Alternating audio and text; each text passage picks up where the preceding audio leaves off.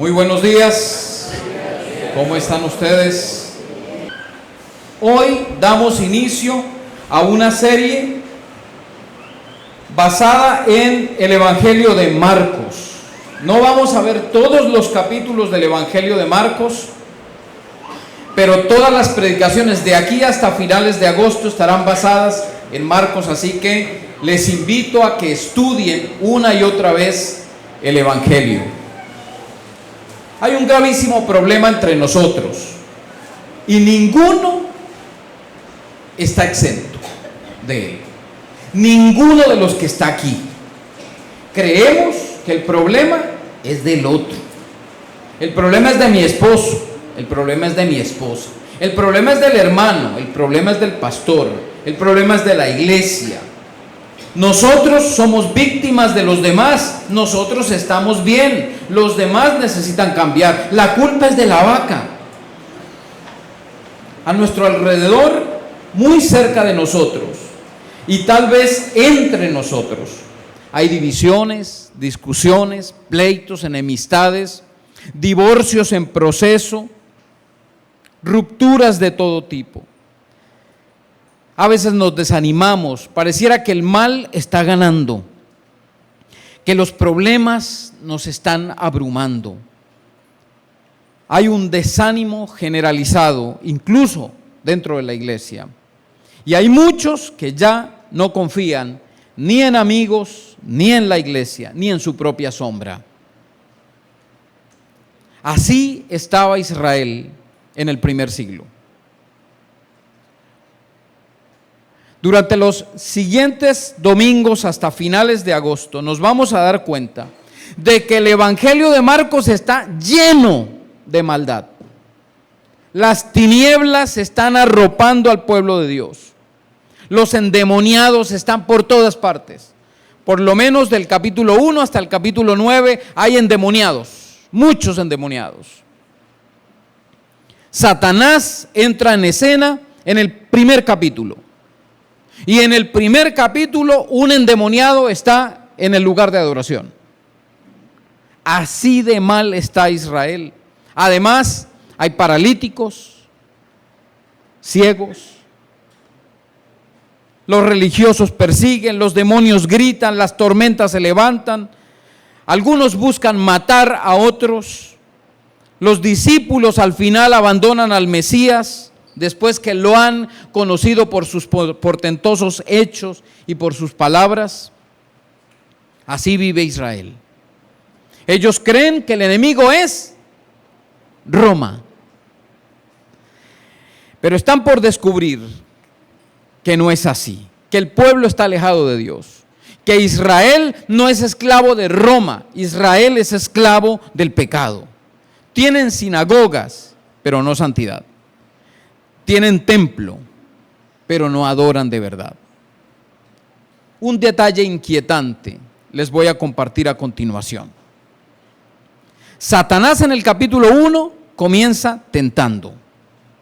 Siguen los demonios manifestándose y manifestando quién es Jesús. Pero después del capítulo 9 no hay más demonios. Satanás y los demonios desaparecen. Capítulo 10, 11, 12, 13, 14, 15 y 16. Ya los demonios no están, pero los enemigos siguen estando. ¿Quiénes son los enemigos? Los escribas, los maestros de la ley, los fariseos, los sacerdotes y hasta el mismo pueblo que rechaza a Jesús. Tal vez el mensaje del evangelista es que el poder de Satanás va extendiéndose de tal forma que termina diluyéndose entre el pueblo. La diferencia en este caos que está viviendo Israel del primer siglo la hace la llegada del Hijo de Dios. ¿Cuáles son las primeras palabras del Evangelio de Marcos? ¿Qué tal si vamos y las leemos? Principio del Evangelio de Jesucristo el Mesías, Hijo de Dios. Otra vez. ¿Principio del qué? Es que hemos escuchado tanto esa palabrita que ya no significa nada para nosotros. Principio de las buenas noticias es que la llegada de Jesús a Israel son buenas noticias. El esperado Emmanuel, el Dios con nosotros, llegó para traer libertad, sanidad, paz con Dios y esperanza. El Emmanuel ha llegado. Y así como el Israel del primer siglo, hoy seguimos necesitando al Emmanuel, al Dios en medio de nosotros, que nos ayude a vencer las tinieblas que nos atacan y que nos rodean. Bienvenidos a la serie Dios con nosotros. Así se llama. Dios con nosotros. El Dios que nos sostiene en medio de las luchas y del dolor. Y el primer mensaje que vamos a ver de esta serie de Marcos lo encontramos en el capítulo 1, lo estuvimos leyendo hace unos minutos y quiero que lo volvamos a leer para que ustedes presten mucha atención porque nos vamos a centrar en los personajes. Marcos 1, versículos 21 al 28. Dice así la palabra del Señor. Entraron en Capernaum y enseguida en el día de reposo Jesús entró en la sinagoga y comenzó a enseñar. Y se admiraban de su enseñanza, porque les enseñaba como quien tiene autoridad y no como los escribas. En ese momento estaba en la sinagoga de ellos un hombre con un espíritu inmundo, el cual comenzó a gritar: ¿qué tienes que ver con nosotros, Jesús de Nazaret? ¿Has venido para destruirnos? Yo sé quién eres, el Santo de Dios. Jesús lo reprendió diciendo: cállate y sal de él. Entonces el espíritu inmundo, causándole convulsiones al hombre, gritó a gran voz y salió de él. Y todos se asombraron de tal manera que discutían entre sí diciendo: ¿qué es esto? Una enseñanza nueva con autoridad. Él manda aún a los espíritus inmundos y le obedecen. Vamos a orar. Padre Celestial, esta es tu palabra. Y tu Santo Espíritu está presente para enseñárnosla. Yo soy un simple portavoz, Señor. Y lo que me has enseñado y como me has desafiado, te suplico que lo hagas con tu pueblo. Porque necesitamos escuchar tu voz, Señor. Necesitamos levantarnos y vivir tal como tú esperas. Que tu Santo Espíritu nos ilumine una vez más el día de hoy. En el nombre de Cristo Jesús. Amén. Amén. El sermón lo he llamado Victoria sobre las tinieblas. ¿Cuántos de ustedes quieren tener victoria sobre las tinieblas? Yo también. Porque nos rodean y a veces nos abruman. Y lo primero que vamos a encontrar en este capítulo, no solo en el pasaje que leímos, es una vida modelada por Jesús. Jesús no solamente es el Señor y Salvador, es el Dios entre nosotros que llegó no solamente para salvarnos, sino además para modelar una vida. Y usted no necesita ser igual que el pastor, espero que nunca. Usted necesita ser igual que Jesús. Y Marcos comienza otra vez, lo digo, diciendo principio del Evangelio de Jesucristo o principio de las buenas noticias de Jesucristo, el Hijo de Dios, el Mesías. Son buenas noticias. El doctor Javier Picasa dice que, muchas gracias, dice que los 40 días en el desierto, capítulo 1, primeros versículos, y la victoria sobre Satanás son un recuerdo del paraíso. Jesús, como el nuevo Adán, triunfa. Donde Adán falló frente a la tentación de Satanás, ahora Jesús vence. Él es el modelo, pero invertido. Él recupera lo que el primer Adán perdió. Pero además, en el desierto, donde Israel falló, Jesús vence. Él va 40 días al desierto. Y esto recuerda los 40 años en el desierto de Israel. Israel falló, Jesús venció. Así que también, además de ser el nuevo Adán, parece ser que Marcos muestra que Jesús también es el nuevo Israel. Y Él viene a comenzar un nuevo pueblo, a comenzar de cero, o de Él un nuevo pueblo. Y Él es el modelo que el Padre espera de su pueblo, de sus hijos. Su mensaje es sencillo. ¿Cuál es el mensaje de Juan el Bautista y cuál es el mensaje de Jesús? Arrepiéntanse y crean el Evangelio. ¿Cuántos han escuchado esas palabras? Arrepiéntanse y crean el Evangelio.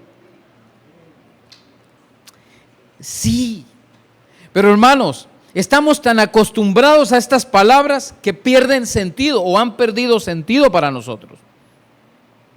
¿Quién es Israel del primer siglo? Es el pueblo de Dios, ¿cierto?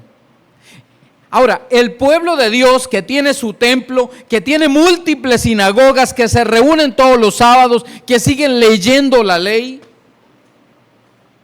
recibe a un hombre llamado Juan el Bautista.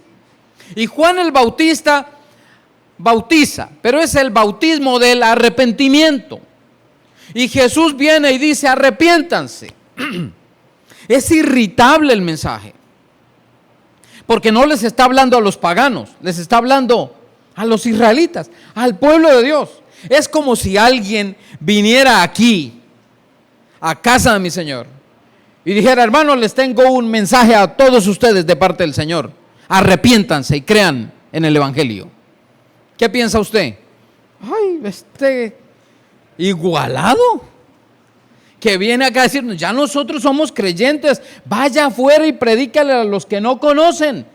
Así de irritable es el mensaje en el primer siglo, que el pueblo de Dios, tan santo como se creía, reciba a dos hombres, a Juan el Bautista, el pregonero, y luego al Mesías, y que escuche de ellos el mensaje: arrepiéntanse y crean en el Evangelio. ¿Qué quería decir ese mensaje tan sencillo? Que ellos seguían viviendo en el pecado y que ellos no creían en el Dios que decían creer. Hermanos, aquí hago una pausa.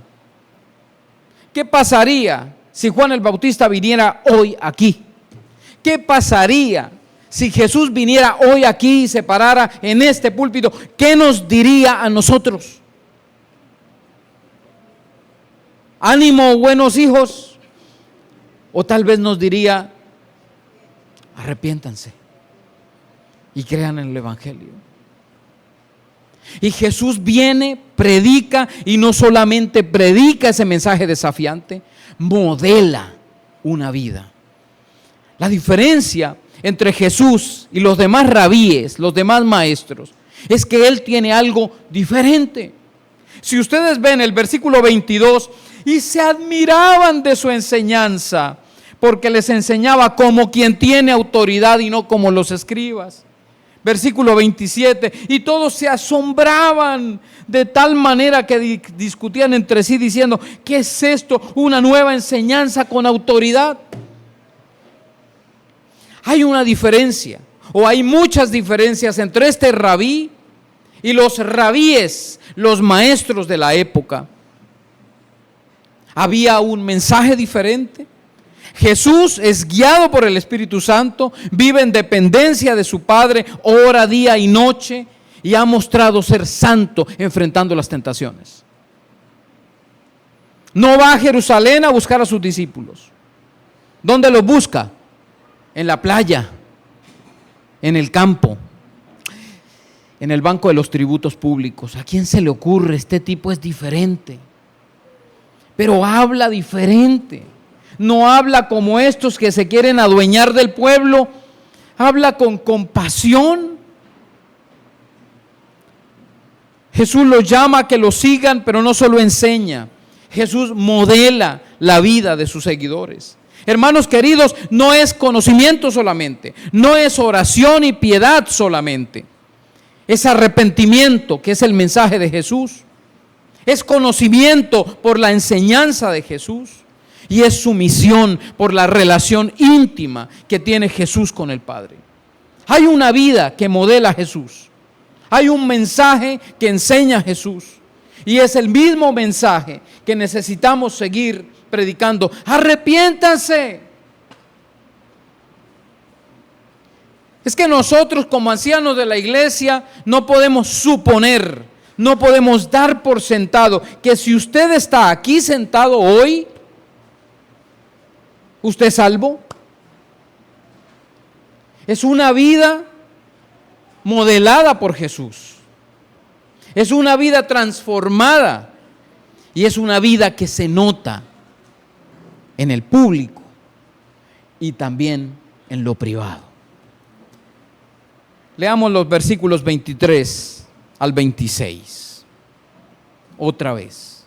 En ese momento estaba, ¿en dónde? Escuchen eso. Estaba en la sinagoga de ellos un hombre con espíritu ¿qué? Inmundo, impuro, el cual comenzó a gritar: ¿qué tienes que ver con nosotros, Jesús de Nazaret?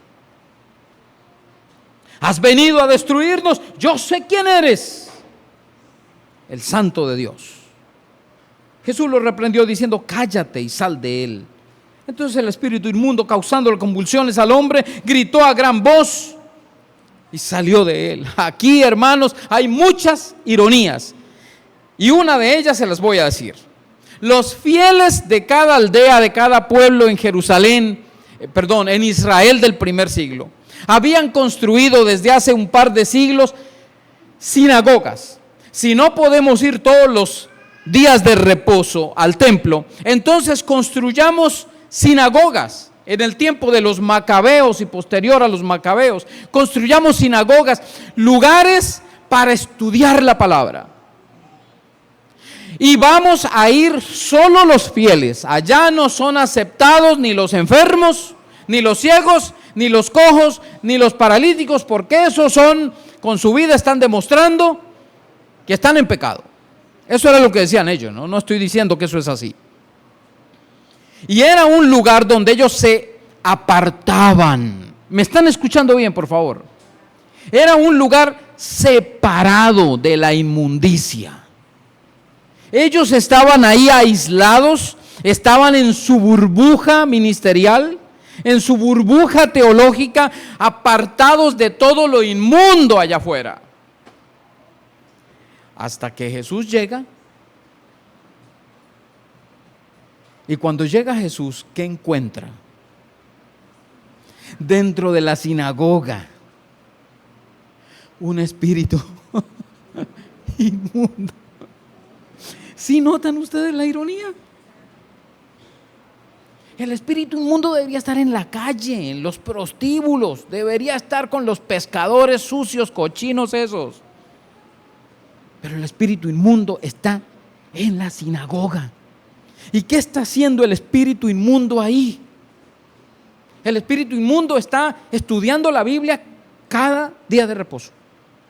Dice amén a todas las cosas que se enseñan ahí. El espíritu inmundo está cómodo con la vida de los maestros que se reúnen ahí a enseñar. El espíritu inmundo se siente cómodo en la sinagoga con los maestros de la ley, se siente cómodo con los fieles que se reúnen dentro de ella para separarse de lo inmundo. Pero ¿qué es lo que incomoda al espíritu inmundo? Usted va a decir: Jesús, es que es el Hijo de Dios. No. Lo que incomoda a este demonio es algo. Has venido para destruirnos. Yo sé quién eres. No dice Jesús de Nazaret. No dice el Hijo de Dios. ¿Qué dice? El Santo de Dios. Queridos hermanos, varias ironías aquí. Estos expertos en las Escrituras, expertos en las tradiciones de los ancianos, conocen más Biblia que cualquier otro, pero no pueden identificar al inmundo que está dentro de ellos, ni la inmundicia del pecado que habita dentro de ellos. El demonio, los demonios saben quién es Jesús, lo han visto. ¿Dónde han visto los demonios a Jesús? En los 40 días del desierto. Lo han visto allá y saben que Jesús ha estado 40 días y ha sido tentado y los ángeles le sirven. ¿Por qué los ángeles le sirven? Los otros evangelios lo explican. Porque soporta la tentación, porque no cede ante la tentación y porque Él sigue siendo el Hijo Santo de Dios. Ahí está la clave. Y está la clave de la autoridad. Se asombraban de su autoridad. ¿Qué tiene? Y al final, versículo 27, se asombraban de su autoridad porque hasta los espíritus inmundos, hasta los demonios le obedecen. Hermanos, los demonios no huyen ante una Biblia abierta, huyen ante una vida santa. Así que, si usted todavía está dejando el Salmo 91 abierto, olvídese. Satanás es experto en el Salmo 91 y si quiere, busque Mateo 4. Lo cita de memoria. Queridos hermanos, les hago una pregunta que yo mismo me hice todos estos días. Me están escuchando todos, ¿cierto? Y con respeto se los digo. Cuando digo con respeto es porque los voy a respetar. Espero no incomodarlos, es porque los voy a incomodar. Si un demonio se manifestara y usted está ahí, ¿qué diría de usted por su intimidad? Cuando nadie lo está viendo, en las noches, cuando está lejos de su familia. Sé quién eres. ¿Qué diría? Yo sé quién eres tú, porque te conozco en la intimidad. El secreto está en la intimidad. Es allí donde se ganan o se pierden las batallas. Es en la intimidad que obtenemos la paz, la fortaleza que necesitamos para enfrentar la crisis de la cotidianidad. Es allí donde el Señor nos dirige para salir y ser pacientes y ser humildes y dependientes cuando llegue la tentación. En Hechos 19, no lo abra, se lo voy a contar y cuando llegue a su casa, mira si eso es así. En Hechos 19, Lucas nos cuenta una historia muy interesante, parecida a esta. 7 hijos de un tal Esceva, sacerdote, exorcistas, en una ocasión estaban tratando de expulsar un demonio y ellos decían: en el nombre de Jesús que predica Pablo. Pero el demonio les dijo: a Jesús conozco y sé quién es Pablo, pero ustedes quiénes son. Y dominándolos, los hirió y huyeron desnudos. ¿Qué diría un endemoniado? ¿Qué diría un demonio si nos enfrentamos a él? Yo sé quién eres. No solo una vida modelada por Jesús, hay una intimidad conocida por Satanás. Satanás conoce nuestra intimidad, sabe lo que hacemos cuando nadie más nos está viendo. Es allí donde usted demuestra la santidad, no aquí, no en el servicio, es en la intimidad. Si la autoridad reside en la santidad y necesitamos victoria sobre las tinieblas, debemos suplicar por tener vidas santas. Señor, aquí estoy con mi suciedad, expuesta delante de ti. Límpiame, sáname, transfórmame.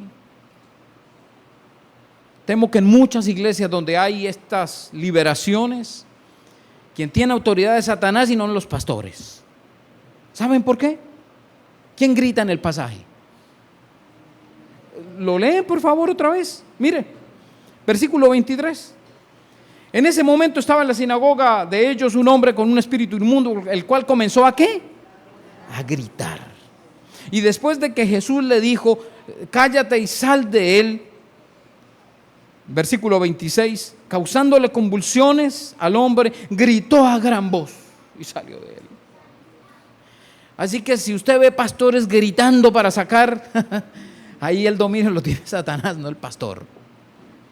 El que grita es Satanás. Los que gritan son los demonios, no los pastores, no quienes liberan. A solas en el desierto triunfó Jesús. Y a solas en el desierto fue donde Jesús fue conocido por el infierno. A solas, en nuestra intimidad, también seremos conocidos por el enemigo. Entonces, ¿qué hacemos? Hay algo que quiero que notemos. No solo una vida modelada por Jesús, no solo una intimidad expuesta por Satanás o por las tinieblas. Hay un peligro detrás del asombro. Leamos por favor, versículo 22 y subrayen. Yo lo tengo subrayado en mi Biblia con rojo, un círculo ahí en rojo. Y se admiraban de su enseñanza. Versículo 27. Y todos se asombraron. Hay un peligro detrás del asombro, queridos hermanos. Se asombraban de su enseñanza porque hablaba con autoridad y no como los escribas. Hay un asombro. Es el asombro por la enseñanza, por la forma de enseñar, por la autoridad demostrada. Aún los demonios se le sujetan, pero ese asombro, queridos hermanos, no es suficiente. Usted se puede asombrar por la palabra de Dios. Usted puede decir, wow, el Señor me habló hoy, wow, qué palabra. Amo la palabra de Dios, amo estudiar la palabra de Dios. Le voy a dar un ejemplo práctico y después les explico por qué les doy ese ejemplo. ¿Ustedes sabían que el sodio es un metal que puede explotar en contacto con el agua? Es un sólido altamente inflamable que reacciona violentamente con el agua y el aire húmedo, produciendo hidrógeno inflamado y explosivo. ¿Sabían que el cloro es un gas tóxico que puede matar gente? Pero cuando se combinan correctamente, NaCl, ¿qué produce? Sal, que es de tanto beneficio de forma controlada para nosotros. Dos elementos peligrosos, pero unidos, se vuelven esenciales para la vida. El estudio de las Escrituras, ¿es bueno o malo?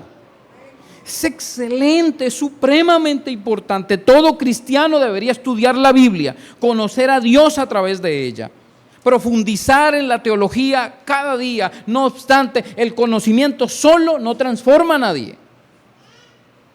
Los que estaban en la sinagoga conocían, pero no reconocieron ni el pecado de ellos, ni el demonio junto a ellos.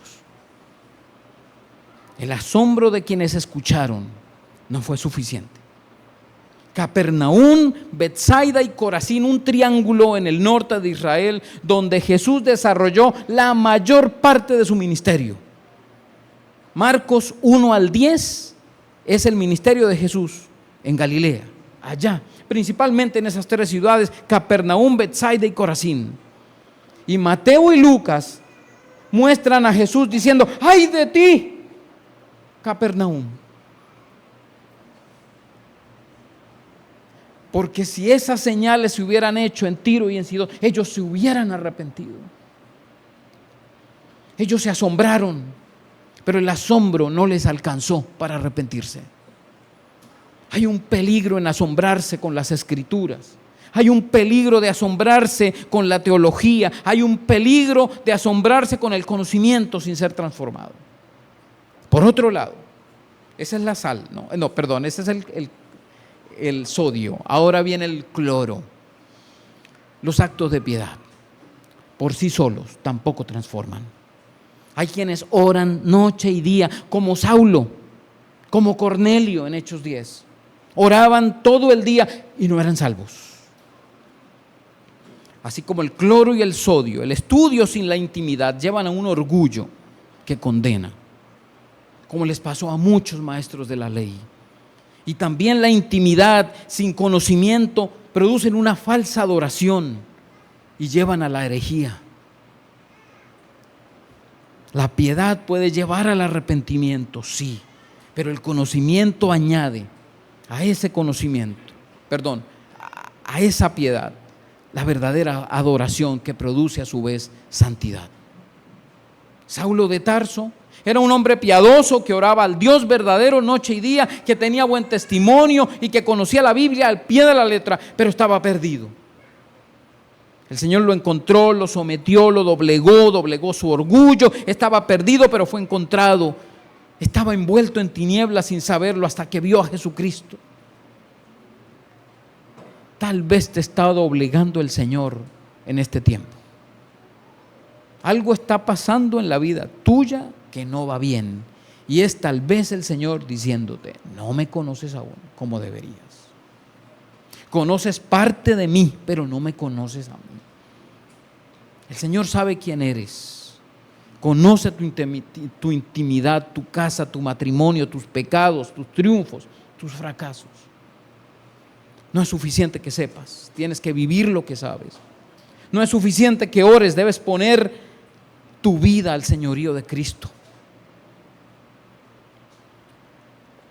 Hermanos, a Jesús lo vemos predicando, enseñando en Marcos, pero no hay un solo sermón en el Evangelio.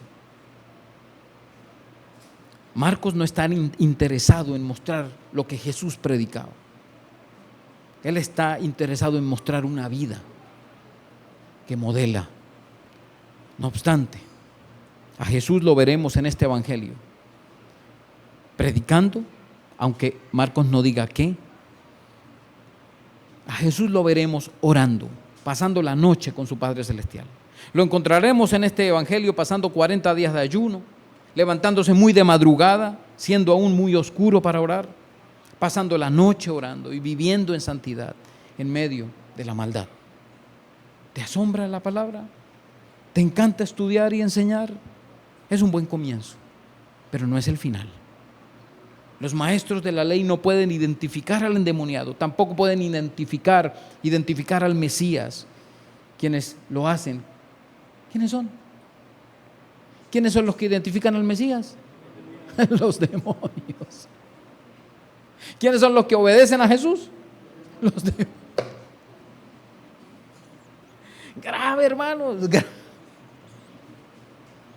Y temo que siga pasando lo mismo en medio de una iglesia fría, que no adora, que no vive. Queridos hermanos, ¿cuánto tiempo pasamos orando y nos interesamos por conocer la palabra, por conocer a Dios en su palabra, por estudiarla y por vivirla? El templo de Jerusalén estaba lleno de personas que oraban y ayunaban. Los fariseos también ayunaban y después de ayunar se reunían con otros para ver cómo mataban a Jesús. El asombro no es suficiente. Jesús es quien modela la vida de los creyentes, del nuevo pueblo de Dios. ¿Te sientes solo en medio de la prueba? Así como Jesús, el creyente no está solo en la tentación. Si eres un verdadero creyente, el Padre Celestial te acompaña. Y es al Padre Celestial a quien debes buscar permanentemente. Y Él puede seguir enviando ángeles para que sirvan a los que claman a Él y viven una vida santa. Hoy Dios sostiene, da paz, fortalece a través de su Santo Espíritu. Es el Espíritu que lo llevó al desierto a Jesús y lo sostuvo. nos sigue sosteniendo hoy a nosotros. Jesús vino como ese primer Adán, como ese nuevo Israel para vencer en el desierto, para reiniciar el pueblo de Dios que lo sigue, que guiado por su Espíritu pasa tiempo a solas con el Padre, se arrepiente de su maldad porque lo ha aceptado, que estudia las Escrituras para encontrar a Cristo y su Evangelio, que vive en santidad con el poder que le ha otorgado el Espíritu Santo. Ese es el creyente. Así que, hermanos, ¿a quién vamos a seguir? ¿A los que se asombran por las Escrituras, pero se quedaron allí? ¿A los que se llenaban de oraciones, pero no reconocieron a Jesús? ¿O a Jesús, quien se paró de los lugares de adoración, a Él y a sus seguidores, para ir y compartir las buenas nuevas del reino en el lugar de trabajo, en las casas, en las calles? Estoy seguro de que todos queremos ese último modelo, ¿no? Así que termino repitiendo el mensaje de nuestro Señor. Si aún crees que eres hijo de Dios, que los demás son culpables de eso que los condenas, que eres víctima de ellos, que tu cónyuge es el que necesita cambiar, que la iglesia es la que debe cambiar y que ya sabes lo que necesitas saber para conocer a Dios, arrepiéntete, porque así estaban los fariseos. Mientras estemos en esta carne, seremos el problema. El pecado que habita en nosotros, si bien no nos domina, le hace daño a otros. Así que ¿cuántos de aquí son culpables? Todos. Entonces apaguemos y vámonos. No, tenemos la victoria, pero ¿la victoria en quién? Victoria en Cristo. Así como ese hombre de la sinagoga, muchos están viviendo en la iglesia bajo opresión y aún siguen asistiendo a la iglesia y siguen necesitando estar libres de las ataduras de Satanás, libres de la amargura, del odio, de la falta de perdón, del pecado. Esa libertad solo se halla en Jesucristo. Un desafío: prueba a buscar en la intimidad al Señor en la madrugada antes de comenzar el día. Lee la Biblia antes de salir de casa. Y número devocional de 5 minutos. Pasa tiempo a solas con el Señor, con su palabra, y ya verás los cambios que vendrán. Te dará el Señor fortaleza para enfrentar lo que te está afectando. Te dará compasión para incluso amar a lo que te están molestando. Te dará cordura para aceptar lo que no quieres. Te dará sabiduría para actuar y hablar como debes. Te llenará de valor para enfrentar los desafíos de tu vida, de tu día, y te llenará de gozo para exaltar a Cristo en todo lugar y en toda situación. ¿Cuántos quieren eso? Es que no es que lo queramos, es que lo necesitamos.